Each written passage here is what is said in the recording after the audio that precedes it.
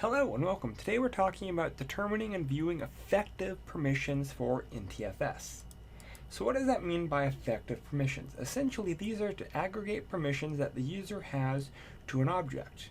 Essentially, you add all the permissions that they're able to do, and from there we can determine what the appropriate level of permission is. Again, effective permissions are the sum of permissions, and they are classified as what's known as the effective permissions. So if we're looking in our Windows environment and we're looking at any object, so I'm going to look at perflog. And we go to security. Not perflog, I don't have permission for perflog. I will go to my user profile, so users, and then my logged in user. I'm going to go to security, and I'm going to click on advanced. You're going to notice you have something called the effective access, and we also have an auditing tab. Effective access basically says this will allow you to view the effective permissions for a user group or device account if the account is a member of a domain. So a domain is an outside resource. What gets interesting is effective access or effective permissions are a combination. If I have a domain setting or some type of centralized management and I have local resources, I'm going to overlay the two to determine which ones I have the ability to do.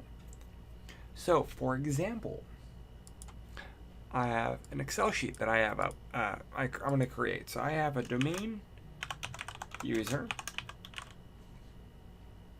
and I have a local user. So I'm going to go ahead and I'm going to make this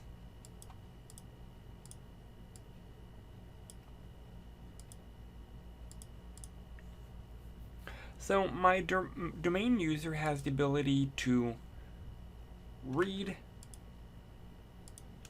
So I'm going to go ahead and do modify, read, write, list contents. So modify, read, write, list contents. If my domain user has the ability to read and my local user have the ability to read, I get that permission. If my domain user has the ability to read but not write, I don't get the ability to write. Again, we're adding what permissions are the same for the domain user and the local resource. So normally you want to match them up. However, there are some times where it just isn't feasible. So we're good there. So with effective permissions, the goal is to determine what to do.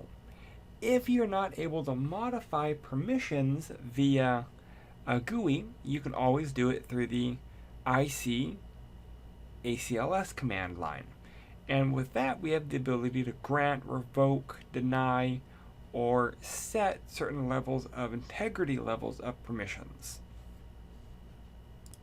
So I'm going to go ahead back to my Windows machine, open up a administrative terminal.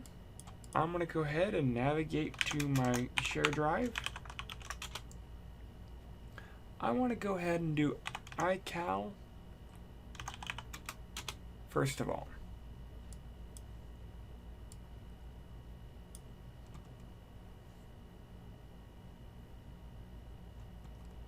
So you will see that we got tons of permissions. We have tons of things that we can do with this.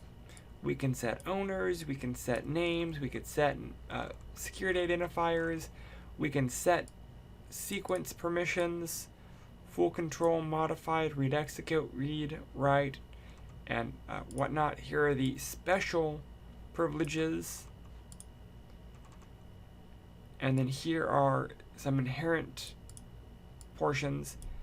Are we doing an object or container inheritance, or we're just looking at the object only? What about propagating our files? So again, this is way more in depth than what we need to know, but I wanted to point out that you can do this via the command terminal. Alright, moving on.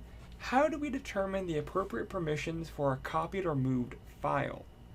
So the following guidelines allow us to predict what's going on.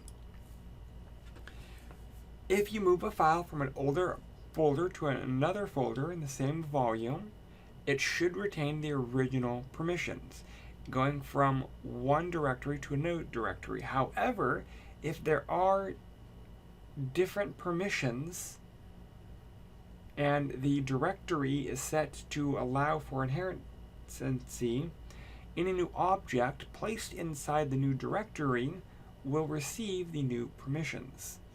If we move a file from an old file to another one on a different volume, it's treated as a copy and will have the same permissions as the destination folder. So the first one, when we move the file, it will eventually inherit the new permissions. It's not going to treat it as a copy, but with newer operating systems, with NTFS, it will actually receive the new permissions. It may take a few minutes, but it will. It will not treat it as a copy. If we copy a file from one folder to another, even on the same volume, they'll have the same permission as the destination folder. Lastly, if we copy or move a file from an older FAT partition, that will not retain any permissions, which we've already seen, so those permissions will not be applied. So we've already looked at a little bit about this, but this is just looking at them a little more in depth. Questions or concerns, please reach out.